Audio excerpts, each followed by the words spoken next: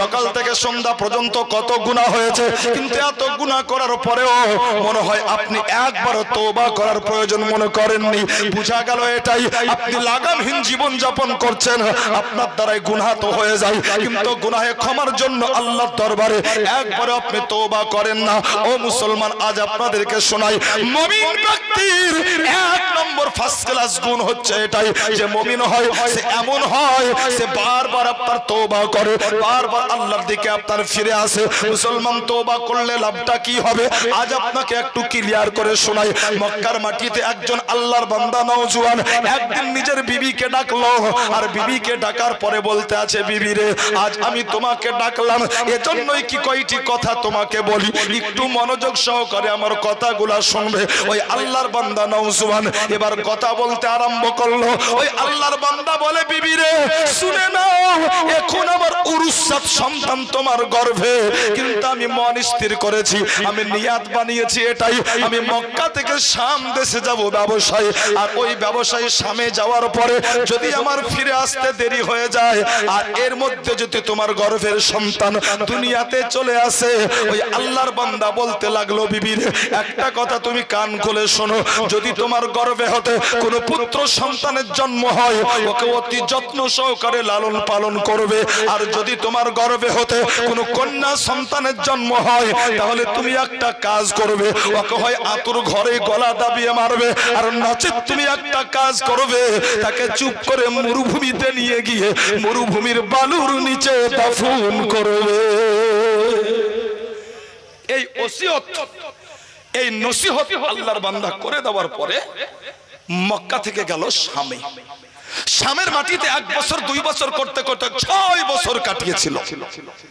6 বছর শামের মাটিতে আপনার ব্যবসার জন্য কাটানোর পরে ওই আল্লাহর বান্দা আপনার মক্কাতে ফিরে আসলো। আর যখন আপনার মক্কাতে ফিরে আসলো, নিজের বাড়ির দরজায় যেমনই পৌঁছেছে হঠাৎ করে একটা 6 বছরের কন্যা সন্তান যেন দৌড়িয়ে আসলো, আর দৌড়িয়ে আসার পরে ওই আল্লাহর বান্দাকে জড়িয়ে ধরলো, কিন্তু জড়িয়ে ধরার সময় বারবার আব্বা আব্বা বলে ডাকতে আরম্ভ করলো। যখন আপনার এই মেয়েটা বারবার আব্বা আব্বা বলে ডাকতে আরম্ভ করেছে, এই ব্যক্তি বড় হবাক হয়ে গেল।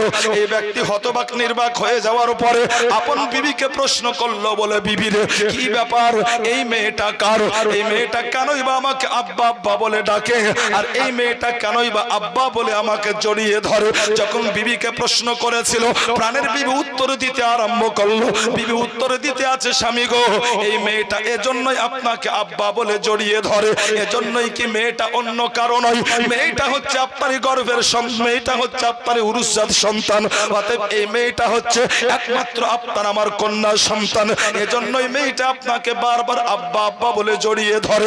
যেমনই বিবির মুখ থেকে কথাগুলো শোনা, ওই ব্যক্তি আর আশ্চর্য হলো, হতভম্ব হয়ে গেল। অনেকক্ষণ চুপচাপ থাকার পরে এবার কর্জিয়াজ কণ্ঠে বিবিকে বলতে লাগলো, বিবি রে এবার তুই বল, আমি তোর সাথে ব্যবহারটা কি করি, আমি তোকে কেমন করে বাড়িতে রাখি, আমি আর তোকে বাড়িতে রাখবো না। বলে, কেন বলছেন এই কথা? স্বামী বলতে লাগলো, বিবি রে আমি যাবার সময় কথাগুলো কি বলেছিলাম, আমার কথা কি একটাও তোর মনে ছিল না? ওই বিবি উত্তর দিতে লাগলো, স্বামী গো, আপনার বলে যাওয়া কথাগুলো আজ পর্যন্ত আমি ভুলি নাই, প্রত্যেকটা কথা আমার মনে আছে। স্বামী বলতে লাগলো, বিবি তাহলে আমার কথার উপরে আমল কেন করলি না? ওই বিবি জবাব দিতে আছে, স্বামী গো, যখন এই মেয়েটা দুনিয়াতে আসলো আর আসার পরে কান্না করতে আরম্ভ করলো, আমি তাকে কোলে উঠালাম, আর কোলে উঠিয়ে নামার পরে যখন প্রথমবার তার চেহারাতে আমার চোখটা পড়লো, আমার মনে এমন একটা মায়া মমতা জাগলো, আপনার কথাগুলো মনে থাকার পরেও আমি এর উপরে আমল করতে পারলাম না। ওই বিবি বলতে লাগলো, স্বামী গো, আপনার কথাগুলো আজও মনে আছে, কিন্তু আমি আমল করতে পারি নাই। তবে আজকে একটা সত্য কথা আপনাকে বলি, এই মেয়েটা যখন আস্তে আস্তে বড় হতে লাগলো আর এই মেয়েটা কথা বলতে আরম্ভ করলো, এরপরে মেয়েটা যখন চলাফেরা করতে লাগলো, এই মেয়েটা স্বাভাবিক যখন কথাবার্তা আরম্ভ করলো, এই মেয়েটা যেন আমাকে এসে একদিন প্রশ্ন করলো, মা গো, সবার আব্বাকে দেখতে পাই গো মা, শুধুমাত্র আমার আব্বাকে দেখা যায় না, আমার আব্বা কোথায় বলো না। আল্লাহু আকবার। মুসলমান, এই মেয়েটা বলতে লাগলো, স্বামী গো, আমি যখন বলেছিলাম তোমার আব্বা মক্কাতে নাই, তোমার তোমার আব্বা ব্যবসার জন্য শাম দেশে গিয়েছে। ওই দিনের পর থেকে আপনার মেয়েটা বড় বিচলিত হয়ে উঠলো। সে প্রত্যেক দিন আমার কাছে আসে আর বারবার বলে, মা গো আমার আব্বা কবে আসবে বলো না, আমার আব্বাকে কবে দেখবো বলো না, আমার আব্বার আদর কবে পাবো বলো না। ওই বিবি বলতে লাগলো, স্বামী গো 24 ঘন্টায় যতবার আমি আপনাকে মনে না করি তার চাইতে বহুবার বেশি আপনার মেয়েটা আপনাকে মনে করে। আমি তো মারতে পারি নাই, যদি আপনি পারেন তো নিজের হাতে মেরে দেন। এ ব্যক্তি আপনার বিবির মুখ থেকে কথাগুলো শোনার পরে কিছুটা সময়ের জন্য ক্ষান্ত হয়েছিল, কিন্তু তাকে একটা চিন্তা তাড়া করছে। মুসলমান, মক্কার হালাত এত বদতর ছিল, মক্কার হালাত এত খারাপ ছিল, এমন কোন পাপ ছিল না যে পাপের সাথে মক্কার মানুষ জড়িত ছিল না। শরাব ঢালাও হারে পান করত, জেনা রাত্রে জেনা করে সকালবেলায় খুশি হয়ে বাজারে এসে আপনার সিনা চওড়া করে বলতো। এমন কোন ঘৃণা পাপ ছিল না, মক্কার মানুষ জড়িত ছিল না। কিন্তু যত ঘৃণা, যত বড় পাপ ছিল, যত বড় বড় গুনাহ ছিল, তার ভিতরে সবচেয়ে বড় একটা গুনাহ, উল্লেখযোগ্য গুনাহ কি তারা কন্যা সন্তানগুলোকে নিজের হাতে হত্যা করে দিত। এ বড় একটা গুনাহ। লোকটা চিন্তা করতে লাগলো মনে, যদি এই মেয়েটা আমার ঘরে থাকে, এমনিতে বয়স 6+, মেয়েটা যত বাড়বে আমার সম্মান তত কমবে, একে মারতে হবে। ইয়ে যত বাড়বে বেরাদারিতে আমার নাক কাটা যাবে। মুসলমান, তার কারণ তাদের ভ্রান্ত চিন্তা ধারণা ছিল মেয়ে মানে হচ্ছে অপয়া, কুপয়া, মেয়ে মানে হচ্ছে নষ্টের মূল, এটা তাদের চিন্তাধারা ছিল। এই ব্যক্তি আপনার চিন্তা ভাবনা করতে করতে কয়েকটা মাস যখন কাটলো, একদিন বাহানা করে মনের ভিতরে আপনার একটা বাহানা নিয়ে আপন বিবির সামনে এসে দাঁড়ালো। বিবিকে বলতে আছে, বিবি রে, আমি এতদিনে বুঝতে পারলাম আসলে মেয়ে কেমন হয়, তা আমার মন পরিবর্তন হয়েছে। এক কাজ করো, মেয়েটাকে সুন্দর করে সাজিয়ে দাও। আজ আমি নিয়াত করেছি একটা দাওয়াত বাড়িতে যাব। জোরে বলেন সুবহানাল্লাহ, আর একটু মহব্বতে বলেন সুবহানাল্লাহ। ওই আল্লাহর বান্দা আপনার বাহানা করে আপন বিবিকে বলল। বিবি আপনার শোনা মাত্র বড্ড খুশি হয়েছিল। মেয়েকে সুন্দর করে গোসল করিয়ে দেওয়ার পরে একটা নতুন পোশাক পরিয়ে দিয়ে আব্বার হাতটা ধরিয়ে দিল। 6 বছরের কন্যা সন্তান আজ প্রথমবার আব্বার হাত ধরে মক্কার মাটিতে চলতে আছে। মুসলমান, বাচ্চা মেয়েটা আজকে বড্ড খুশি হয়েছে, এজন্যই কি আজ প্রথমবার তার আব্বার আদর তার ভাগ্যে জুটবে। ও মুসলমান, আব্বার হাত ধরে মেয়েটা খুশি খুশি চলতে আছে। এই ব্যক্তি কি করলো, নিজের মেয়েটাকে নিয়ে চলতে চলতে বেরাদার কখন যেন আপনার মক্কার লোকালয় ছেড়ে দেওয়ার পরে মরুভূমির গরম বালুর উপরে হাঁটতে আরম্ভ করলো। যখন মরুভূমির গরম বালুর উপরে হাঁটতে আরম্ভ করেছে, এই মেয়েটা দেখলো দূর দূর পর্যন্ত কোনো বাড়ি ঘর দেখা যায় না। এই দৃশ্য দেখার পরে এই মেয়েটা বলতে লাগলো, বলে আব্বা গো, তুমি বলেছিলে দাওয়াত বাড়িতে নিয়ে যাবে, কিন্তু এই দিকে দাওয়াত বাড়ি কোথায়? এই দিকে দূর দূর পর্যন্ত কোনো বাড়ি ঘর দেখা যায় না। আব্বা কোথায় যাচ্ছি, কোথায় নিয়ে যাচ্ছ বলো না। ওই ব্যক্তি মেয়ের কথার কোনো উত্তর দিল না। মুসলমান, অনেকটা পথ চলে যাওয়ার পরে এবার আপনার একটা জায়গাতে দাঁড়িয়ে গেল। তার মেয়েটাকে দাঁড় করে রেখে ওই ব্যক্তি কি করলো, মরুভূমির গরম বালুগুলো টেনে টেনে নিজের হাতে কবর তৈরি করতে আরম্ভ করলো। এইদিকে আপনার কবর তৈরি করতে আছে, আর এইদিকে তার কলেজার টুকরা কন্যা সন্তান তার আব্বাকে দেখতে আছে। মুসলমান, মরুভূমি এমনি আপনার তাপ হয়, প্রচন্ড গরমে এই মেয়েটা দেখলো জানো তার আব্বার মাথার থেকে ঘাম ঝরতে আরম্ভ করেছে। যখন আব্বার মাথায় ঘাম দেখেছিল, এই মেয়েটা বড় বিচলিত হয়ে এই মেয়েটা বলতে লাগলো, আব্বা তুমি অনেকক্ষণ ধরে কাজ করতে আছো, একটু আরাম বিশ্রাম নিয়ে নাও, এরপরে তুমি আবার কাজটা আরম্ভ করবে। এই মেয়েটা জানে না তার আব্বা নিজের হাতে তার জন্য কবর তৈরি করতে আছে। বারবার বলতে লাগলো, আব্বা একটু আরাম করে নাও, তারপরে কাজটা করবে। কিন্তু মেয়ের কথা সে শোনে না, সে নিজের মনে আপনার বালুগুলো টানতে আছে। এই মেয়েটা আর থাকতে পারলো না, দৌড় দিল, আর দৌড়িয়ে গিয়ে আব্বার কাছে যাওয়ার পরে নিজের ওড়না দিয়ে নিজের আব্বার মাথার ঘামগুলো সুন্দর করে মুছে দিয়েছে। বেরাদার, যেমনই ঘাম মুছে দেওয়া, যতই পাষাণ দিল হোক তার দিলে দাগ কাটলো। ও ব্যক্তি চিন্তা করতে লাগলো, দিল নরম হলো। ও ব্যক্তি কবর খনন বাদ দিয়ে মেয়েটার হাত ধরে চলতে লাগলো। মেয়েটা বলছে, আব্বা আবার কোন দিকে? কোন জবাব না। মেয়েকে নিয়ে আপনার বাড়ি পর্যন্ত পৌঁছে গেল। যেমনই বাড়ি পৌঁছে যাবা, মেয়ে সব খুলে বলল আপন মাকে। মা বুঝে নিয়েছে। মা মেয়েকে জড়িয়ে ধরে কান্না করতে লাগলো। এদিকে মা মেয়েতে কান্না করছে, কিন্তু ওদিকে আপনার তার মাথাতে একটা চিন্তা তাকে তাড়া করছে। চিন্তা কি? একে মারতে হবে। তার কারণ যত বাড়বে সম্মান তত কমবে। ও চিন্তা করতে লাগলো মুসলমান। চিন্তা করতে করতে আপনার মনের মধ্যে ঠিক করলো এটাই, মক্কার মাটিতে কে এমন কাজ করে যে টাকার বিনিময়ে কন্ট্যাক্ট করে কন্যা সন্তান হত্যা করে। মক্কার মাটিতে খোঁজ নিতে আরম্ভ করলো। খোঁজ নিতে নিতে আপনার একজন ব্যক্তিকে পেল, যে ব্যক্তির টাকার বিনিময়ে আপনার কন্যা সন্তান গুলাকে হত্যা করত। এই আল্লাহর বান্দা কি করলো? ওই ব্যক্তির সঙ্গে সাক্ষাৎ করলো। কথাবার্তা যখন আপনার খুলে বলেছিল, ওই কাতিল বলতে লাগলো, ভাই শোনো, কন্যা সন্তান গুলো আমি হত্যা করি, আর এ পর্যন্ত একটা নয় দুইটা নয়, বরং 99 অর্থাৎ 99টা কন্যা সন্তান আমি নিজের হাতে হত্যা করেছি।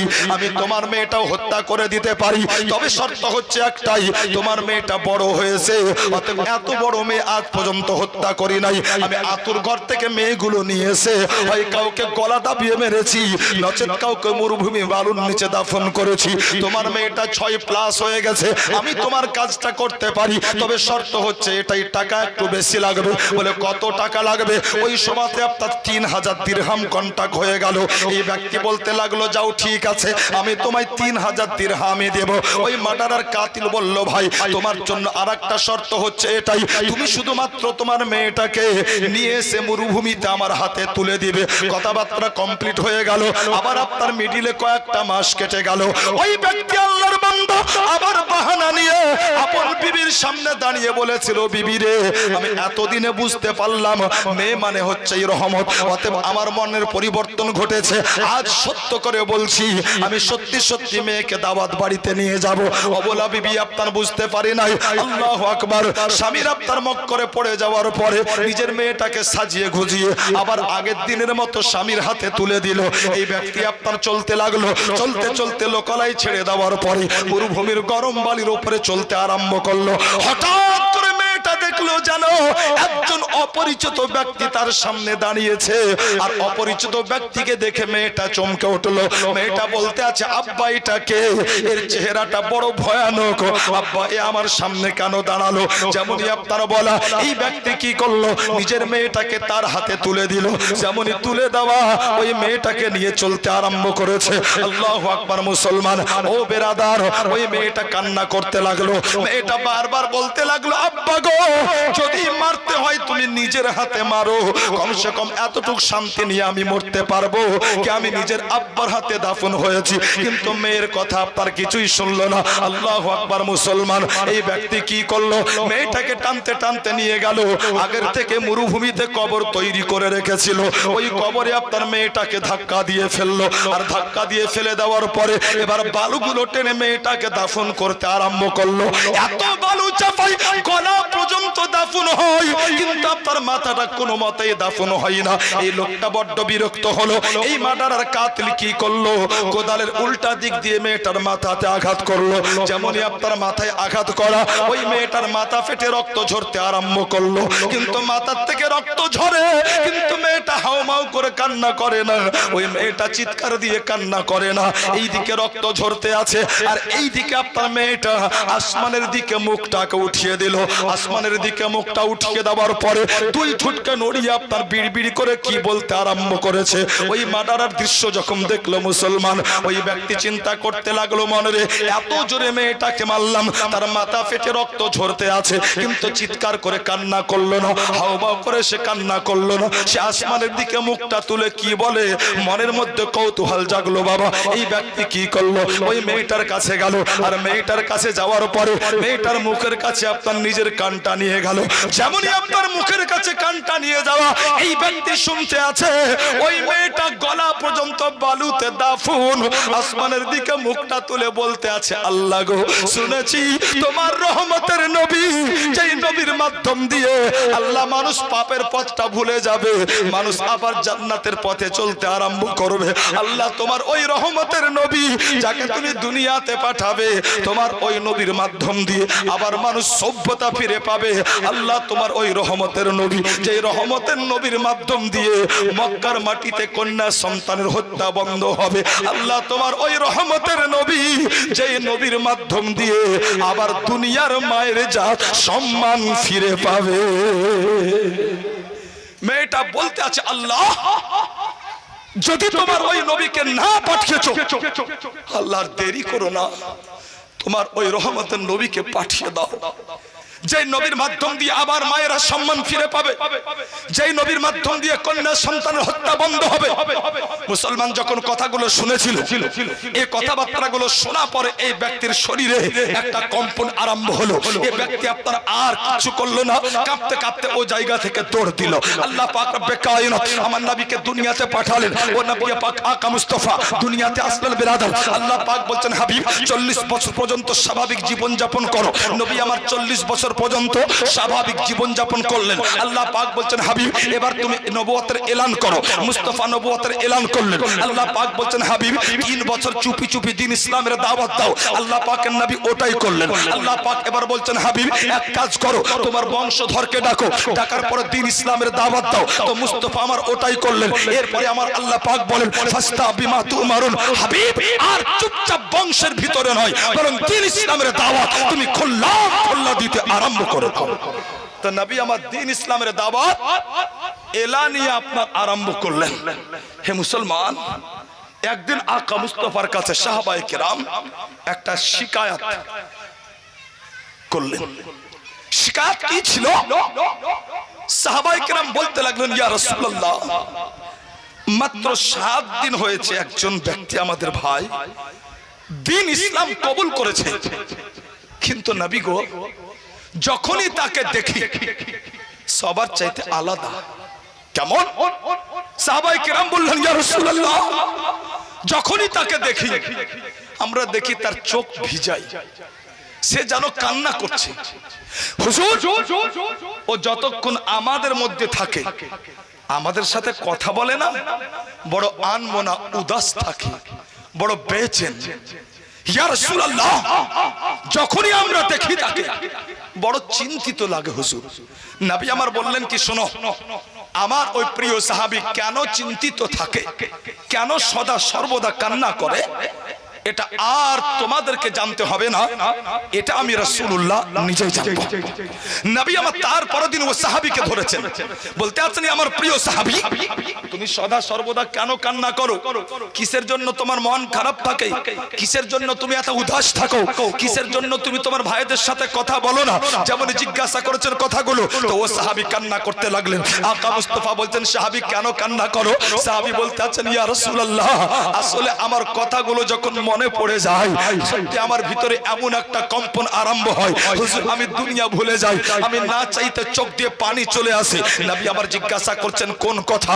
তো ও সাহাবী বলতে আছেন, ইয়া রাসূলুল্লাহ, এমন একটা কথা যেটা মনে পড়লে সত্যি ভয় পেয়ে যায়, হয়তো ওই কথা শোনার পরে হুজুর আপনি আমার উপরে নারাজ হবেন। রাসূলে কায়নাত বলছেন, সাহাবী তুমি কোন কথা বলছো বলো। তো ও সাহাবী বলতে আছেন, ইয়া রাসূলুল্লাহ, মক্কার মাটিতে টাকার বিনিময়ে কন্ট্রাক্ট চুক্তিতে কন্যা সন্তানগুলো যে হত্যা করত, ও ব্যক্তি আর কেউ নয়, ইয়া রাসূলুল্লাহ, ও ব্যক্তি আমি 99 অর্থাৎ 99টা কন্যা সন্তান হত্যা করেছি, ইয়া রাসূলুল্লাহ। এরপরে আমি তওবা করে মুসলমান হয়েছি। নবী গো, আমি চিন্তা করি সব সময়, তওবা তো করলাম, দিন ইসলাম তো কবুল করলাম, আল্লাহ আমার এত বড় গুনাহ ক্ষমা করবে কিনা, আল্লাহ পাক আমাকে maaf করবে কিনা। ইয়া রাসূলুল্লাহ, যখন এটা মনে পড়ে যায় আমি দুনিয়া খাওয়া দাওয়া ভুলে যাই, আমি অনবরত শুধু কান্নাই করে যাই। মুস্তাফা যখন শুনলেন তো মুস্তাফার চোখ দিয়ে পানি ঝরতে লাগলো। নবীর চোখে পানি। যত সাহাবী ছিলেন উনাদের চোখ দিয়ে পানি ঝরতে লাগলো। বিরাদার, নবী পাক কান্না করছেন, সাহাবায়ে কেরাম কান্না করতে আছেন। আল্লাহ পাক বলছেন জিবরিল লাব্বাইক আল্লাহ। আল্লাহ পাক বলছেন জিবরিল যাও আমার নবীর কাছে যাও। জিবরিল আমিন নবীর কাছে আসলেন। আল্লাহ পাক বলতেছেন জিবরিল বলো। জিবরিল আমিন বলছেন আল্লাহ কি বলবো? তো আল্লাহ পাক বলতেছেন জিবরিল বলো লা তাকনাতু মির রাহমাতিল্লাহ ইন্নাল্লাহ ইয়াগফিরুয যুনুবা জামিআ ইন্নাহু হুয়াল গফুরুর রহিম। আল্লাহ পাক বলছেন জিবরিল বলো বান্দা বান্দিরে তোমার জীবনের গুনাহ উহুদ পাহাড়ের চাইতে বেশি হয়েছে। আল্লাহ পাক বলছেন বান্দা বান্দিরে তোমার জীবনের গুনাহ সমুদ্রের ঝাঁকের চাইতে বেশি হয়েছে। আল্লাহ পাক বলেন বান্দা বান্দিরে তোমার জীবনের গুনাহ আসমানের তারকারাজির চাইতে বেশি হয়েছে। আল্লাহ পাক বলছেন বান্দা বান্দিরে তোমার জীবনের গুনাহ মরুভূমির বালু কোনার চাইতে বেশি হয়েছে। আল্লাহ পাক বলছেন বান্দা বান্দিরে এর পরেও তুমি তোমার আল্লাহর রহমত থেকে নিরাশ হবে না। তুমি গুনাহ করেছো, একবার ফিরে এসো, তওবা করো, আমি আল্লাহ তোমার জীবনের तमाम গুনাহকে ক্ষমা করে দেব। সুবহানাল্লাহ সুবহান। বিরাদার, এ হচ্ছে তওবার কাজ। তওবা মানুষকে নিষ্পাপ বানায়, তওবা মানুষকে মাসুম বানায়। যেমন করে একটা বাচ্চা জন্ম নিলে মাসুম বেগুনাহ থাকে, তওবা ঠিক ওই রকম মানুষকে বিরাদার গুনাহ থেকে মুক্ত করে দেয়। জোরে বলবেন না সুবহানাল্লাহ।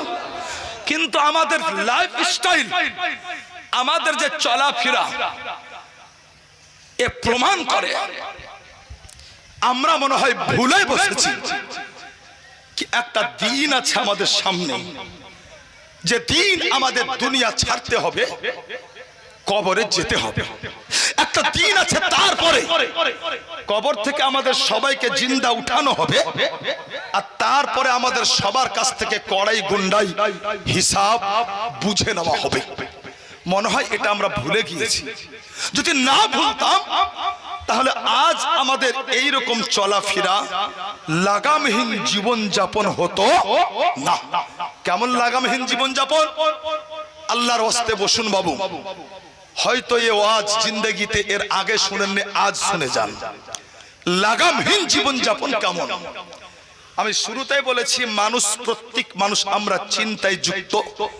চিন্তার কারণ আলাদা হতে পারে, যেমন চিন্তার কারণ আলাদা, তো আমাদের প্রত্যেকটা মানুষের বাহানাও বিভিন্ন, আমাদের বাহানাও আলাদা আলাদা। কেমন? আজ আপনার এখানে জালসা পর জীবনে 3 দিন হচ্ছে, উদ্দেশ্য কি? মসজিদের উন্নতি কল্প, আপনারা জানেন তো। আচ্ছা, এবার আসুন মজার বিষয়, মসজিদ কারা আবাদ করে? তো আল্লাহ এর উত্তর কোরআনে রেখেছেন। পবিত্র কোরআন শরীফ 10 পারা সূরা তওবা আয়াত নাম্বার 18। আল্লাহ পাক বলছেন ইন্নামা ইয়ামুরু মাসাজিদাল্লাহ, আল্লাহর মসজিদ তারাই আবাদ করে মান আমানা বিল্লাহ, যারা আল্লাহর উপরে ঈমান রাখে, ওয়াল ইয়াউমিল আখির, এবং আখিরাতের উপরে ঈমান রাখে, ওয়া আকামাস সালাতা ওয়া আতাস যাকাত, যারা নামাজ কায়েম করে এবং যাকাত প্রদান করে, ওয়ালাম ইয়াখশা ইল্লাল্লাহ, আর যারা আল্লাহ ব্যতীত কাউকে ভয় করে না, এরাই হাকিকাতে আল্লাহর মসজিদকে আবাদ করে। আমরা তো বুঝে নিয়েছি কি আল্লাহর মসজিদ আবাদ করার অর্থ হলো টাকা পয়সা ইনকাম করেছি, দে 10,000 মসজিদে, বাস মসজিদ আবাদ। কিন্তু আল্লাহ বলছেন কি মসজিদ সত্যিকারে তারাই আবাদ করলো যারা নামাজ কায়েম রাখলো। জোরে বলেন। ব্রাদার, যেমন চিন্তার কারণ আলাদা, আমাদের বাহানাও আলাদা আলাদা।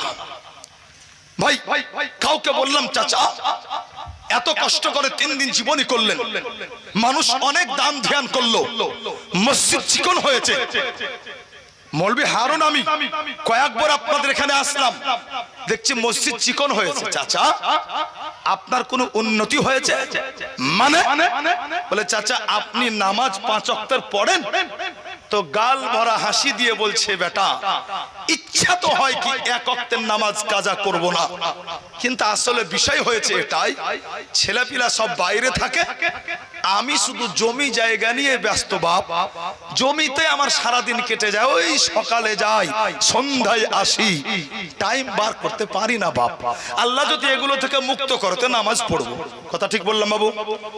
খুব মন দিয়ে শুনেন, মাশাআল্লাহ আপনার অন্তরে দাগ কাটবে ইনশাআল্লাহ, আল্লাহর কসম দাগ কাটবে। একটা বাহানা, এক শ্রেণীর লোক গেল এ বাহানাতে নামাজ থেকে বাদ, যাক একে বাদ দিলাম।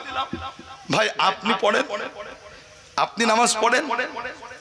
বলছে হুজুর আমারও খুব ইচ্ছা কি এক ওয়াক্তের নামাজ কাজা করব না, কিন্তু হুজুর সুন্দরপুর মোড়ে একটা মুদিখানার দোকান দিয়েছিলাম, দোকানটা প্রথমে ছোট ছিল, আল্লাহ এত দিয়েছে একা এক চালাতে পারি না, 7টা কর্মচারী লাগে, ওই জন্য হুজুর খুব ব্যস্ততায় থাকে হুজুর, নামাজের জন্য টাইম বার করতে পারি না। কথা শুনে অবাক হয়ে গেলাম, আল্লাহ এই মুখে বলছে কি আল্লাহ এত দিয়েছে, একাই পারে না, 7টা কর্মচারী লাগে সামলাতে কারবার, আর ওই মুখে কেমন করে বলল এজন্য সময় বার করতে পারি না। এই এক শ্রেণীর লোক বাদ গেল। ভাই আপনি পড়েন, চট করে উত্তর আসছে হুজুর আপনিও বর্তমান সময়ে চলছেন, আপনিও বর্তমান সময় জানেন হালাত কি, সব পরিবর্তন ঘটেছে। অতএব হুজুর আমি একজন সরকারি চাকরিজীবী মানুষ, বেশি নামাজ করলে চাকরি থেকে হাত ধুতে হবে, আল্লাহ যদি বাঁচিয়ে রাখে তো রিটায়ার্ডের পরে নামাজ ধরবো। আচ্ছা বলেন রিটায়ার্ড পর্যন্ত বাঁচবে কোনো গ্যারান্টি আছে? জোরে বলেন কোনো গ্যারান্টি? কোনো গ্যারান্টি নাই। আল্লাহু আকবার। মন দিয়ে শুনুন বিরাদার, আল্লাহ পাকের একজন নবী নাম হচ্ছে হযরত দাউদ আলাইহিস সালাম। এক সময় আল্লাহ পাককে বলতে আছেন, বলে আল্লাহ গো তুমি আমাকে নবী করেছো তাই আমি নবী। হযরত দাউদ বলতে আছেন, আল্লাহ তুমি আমাকে সন্তান দিয়েছো, আল্লাহ আমার সন্তান কি তোমার নবী? আমি আল্লাহ পাক এটা জানতে চাই। আল্লাহ পাক বলছেন, ইয়া আমার দাউদ তোমার সন্তান নবী কিনা এক কাজ করো, তোমার সন্তানকে 3টা প্রশ্ন করো। আল্লাহর পয়গম্বর নবী দাউদ আলাইহিস সালাম এবার নিজের সন্তানকে ডাকার পরে সামনে বসিয়ে দেওয়ার পরে নবী দাউদ প্রশ্ন করলেন, বলতে আছেন, হে আমার সন্তানেরা আমি একটা প্রশ্ন করছি, 2টা 3টা প্রশ্ন করব, তোমরা মনোযোগ সহকারে শোনার পরে উত্তর দিবে। নবী দাউদ আলাইহিস সালাম প্রথম প্রশ্ন করলেন, বাবা আমার 1 নম্বর প্রশ্ন হচ্ছে এটাই, আল্লাহ পাক রব্বুল আলামিন দুনিয়াতে এমন কোন 2 জনের মধ্যে এত মহব্বত ভালোবাসা রেখেছেন? 1 নম্বর প্রশ্নের জবাব তোমরা কে পারবে দাও। আল্লাহু আকবার। মুসলমান সন্তানেরা বলল, আব্বা গো তুমি বলেছো 3টা প্রশ্ন করবে, একটা হলো 2টা বাকি আছে, আরো 2টো প্রশ্ন তুমি করে দাও। এবার নবী দাউদ বলতে আছেন, হে আমার সন্তানেরা তাহলে আমার 2 নম্বর প্রশ্ন শোনো, এমন কোন জিনিস যেটা মানুষের জীবন হতে একবার চলে গেলে মানুষ আর ফিরিয়ে আনতে পারে না? এই হলো আমার 2 নম্বর প্রশ্ন। এবার তোমরা 3 নম্বর প্রশ্ন শোনো। নবী দাউদ বলেন, 3 নম্বর প্রশ্ন হলো এমন কোন জিনিস যেটা মানুষের কাছে সব সময় থাকে কিন্তু মানুষ ওটা দেখতে পায় না? এই হলো আমার 3 নম্বর প্রশ্ন। জবাব কে দিবে একটু বলে দাও। আল্লাহু আকবার। মুসলমান নবী দাউদ আলাইহিস সালামের ছোট্ট বেটা নাম হচ্ছে হযরত সুলাইমান আলাইহিস সালাম।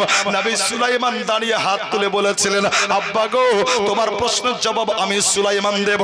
নবী সুলাইমান বলতে লাগলেন, আব্বা তোমার 1 নম্বর প্রশ্ন হলো এমন কোন 2 জন যাদের মধ্যে এত ভালোবাসা, একজনকে আঘাত লাগলে পারে অপরজনকে আঘাত লাগতে 1টা সেকেন্ড সময় লাগে না? নবী দাউদ বলছেন, হ্যাঁ বেটা এই হচ্ছে আমার 1 নম্বর প্রশ্ন।